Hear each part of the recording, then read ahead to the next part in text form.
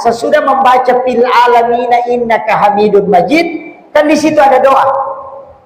Rasulullah mengatakan, usika ya Mu'az, la tada'anna fi kulli duburi sholatikum antakula Allahumma a'inni ala zikrika wa syukrika wa husnil ibadatika.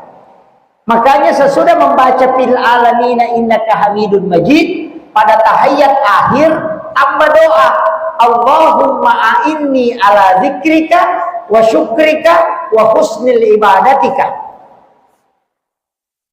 Ada doa tambahannya itu, Bu.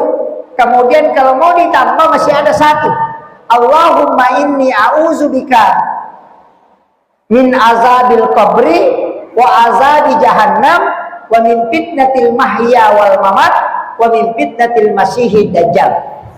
Dibaca gitu, Bu, kalau baca tahiyat. Hah? Tidak. Wah, ini ada tugasnya kayaknya. Ini harus doa itu, hafal itu. Kenapa kita baca Allahumma a'inni ala zikrika?